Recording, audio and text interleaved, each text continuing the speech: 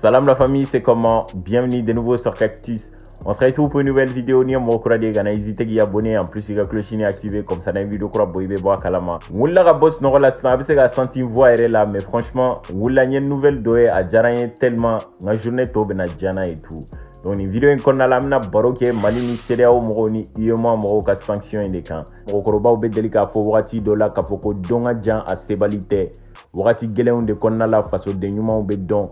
Mɔgɔ minnu bɛ kɔngɔ muɲu bi olu de bɛ se ka sini diabɔ. T'a dɔn n'a sɔrɔ hakili b'a la CEDEAO mɔgɔw ni UEMOA mɔgɔw y'a décidé ka sanction dɔ bi Mali contre la janvier kalo tile 9 min tɛmɛna 2022 kɔnɔna la. Sanction ninnu kun ye jumɛn i n'a fɔ a b'a kalama cogo min UEMOA mɔgɔw ye organisation dɔ de ye minnu ka baara ɲɛsinnen don nafoloko fanfɛla ma farafinna jamana dɔw de farala ɲɔgɔn kan nafoloko fanfɛla la ɲɔgɔn dɛmɛ b'a la ka se ka ordre don nafoloko fanfɛla la jamanaw ni ɲɔgɔn cɛ. O UEMOA mɔgɔw y'a décidé janvier kalo tile 9 min tɛmɛna ka Mali wari min bɛ BCEAO la u y'o bloqué parce que olu de ta ye BCEAO ye.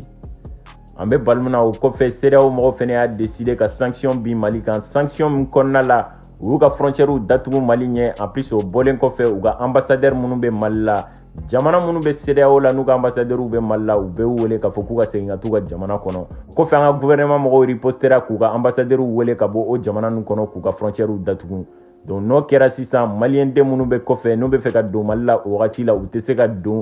o bɔlen kɔfɛ n'a sɔrɔ CEDEAO jamana kɔnɔ den dɔ fɛnɛ bɛ Mali la o wagati la i tɛ se ka bɔ hali ni taara i ka minɛnw san i tɛ se ka bɔ n'u ye o wagati la parce que u kun ye frontières datugu produit de première nécessité de kun bɛ tɛmɛ o wagati la n'o ye furaw ye ani dumuniw o ni carburant ni fɛn ninnu balo kun tɛ se ka taa produit minnu kɔ.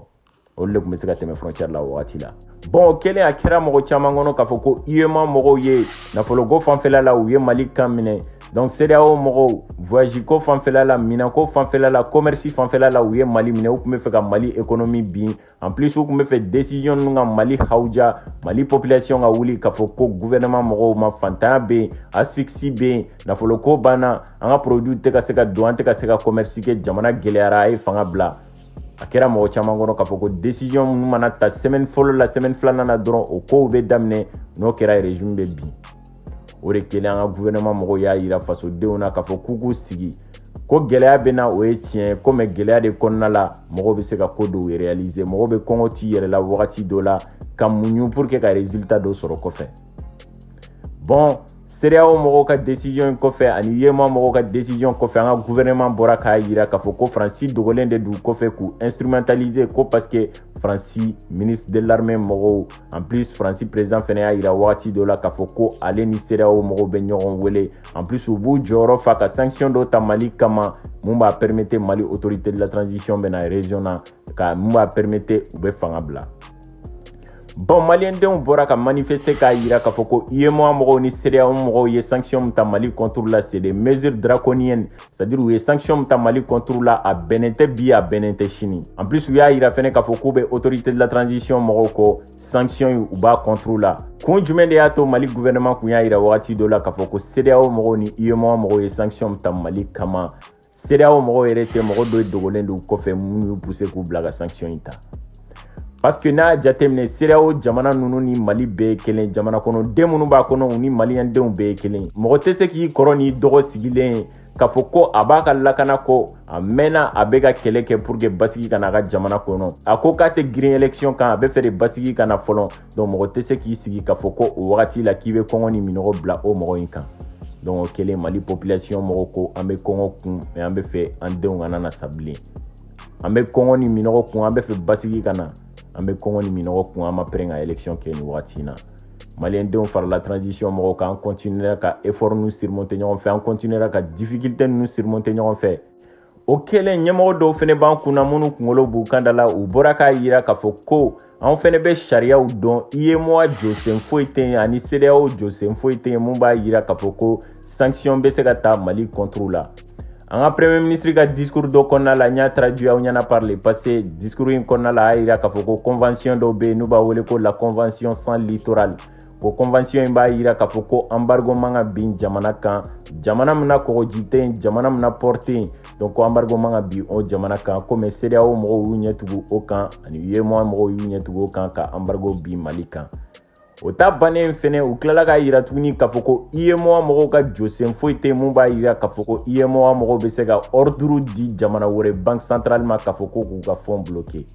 O kɛlen an ka gouvernement de la transition mɔgɔw y'a yira k'a fɔ ko CEDEAO mɔgɔw ni UEMOA mɔgɔw ye sanction mun ta Mali contre la, ce sont pas des sanctions légitimes. Ko charia kɔnɔna la sanction ninnu man ka ta Mali contre la. Donc o kɛlen u bɛ mun kɛ sisan Mali gouvernement de la transition mɔgɔw taara ni UEMOA mɔgɔw ye fanga la. Fanga tigilamɔgɔw y'u ka baara kɛ. UEMOA mɔgɔw ka cour de la justice min bɛ Burkina u bɔra n'a ye k'a yira k'a fɔ ko UEMOA mɔgɔw ye sanction min ta Mali contre la nafoloko fanfɛla la a bɛnnen tɛ k'u ka sanction wuli ka bɔ Mali kan. Alors les gars, nin ye victoire fɔlɔ ye nafoloko fanfɛla la an bɛ se ka Ala fo. O bɔlen kɔfɛ an bɛna kuma CEDEAO mɔgɔw ka côté de kan. N y'a expliqué ɲɛna k'a fɔ ko CEDEAO mɔgɔw ka délégation dɔ ye déplacement kɛ ka na Mali la le 18, le 19 ani le 20 u n'an ka autorité de la transition mɔgɔw ye ɲɔgɔn ye. CEDEAO mɔgɔw ka délégation ɲɛfɛ Nigeria président Koro Goodluck Jonathan de tun b'u ɲɛma u ni mɔgɔ caman farala ɲɔgɔn kan délégation in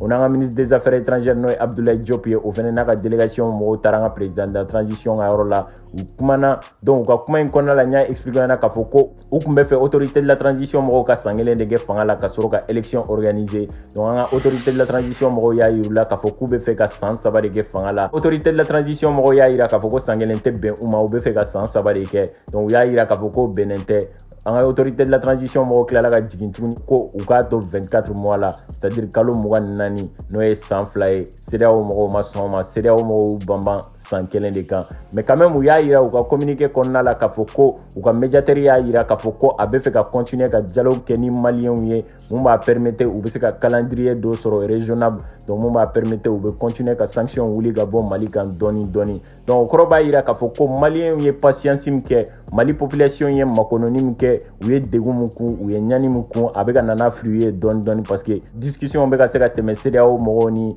Mali ni ɲɔgɔn cɛ UEMOA mɔgɔw fɛnɛ ka cour de la justice bɔra ka victoire di Mali ma k'a yira k'a fɔ ko sanction binna kan bɛnnen tɛ u ka wuli ka bɔ Mali kan donc CEDEAO mɔgɔw fɛnɛ ka dialogue bɛ ka continuer ani Mali autorité de la transition mɔgɔw ni ɲɔgɔn cɛ donc u y'a yira k'a fɔ k'u bɛ continuer u b'a réitérer donc Mali autorité de la transition y'u kunbɛn cogo min na a diyar'u ye tellement donc u bɛ continuer ka dialogue ni fɛnw kɛ mun b'a permettre sanction bɛ se ka wuli bali ka bɔ Mali kan mun b'a permettre maliyɛn denw haminako ye fɛn mun ye n'o ye basigi ye k'u bɛ continuer ka Mali dɛmɛ pour que ka se ka maliyɛn denw haminako ɲɛnabɔ n'o ye basigi ye ani sɔrɔ yiriwali ni nafoloko fanfɛla ye donc o kuma de kɔnɔna la u bɛ continuer ka kuma kɛ ni Mali ye walasa ka se ka calendrier raisonnable dɔ sɔrɔ min bɛ se ka kɛ sababu ye ka sanction wuli ka bɔ Mali kan donc an bɛ se ka dugawu kɛ Ala ka to a ka continuer le fait que UEMOA mɔgɔw ka sanction wulila donc j'espère que n'a continuera u bɛ se ka kuma dɔ sɔrɔ mun b'a permettre u n'an ka autorité de la transition bɛ bɛn a kan ka sanction wuli ka bɔ Mali kan n'o kɛra franchement a bɛ diya maliyɛn den bɛɛ lajɛlen ye. Alors les gars, j'espère que aw sera ka faamuya dɔ sɔrɔ nin vidéo in na. Si vous avez aimé la vidéo, n'hésitez pas de liker, commenter, partager. An bɛ ɲɔgɔn sɔrɔ vidéo wɛrɛ la, c'était Cactus. Prenez soin de vous, à la prochaine.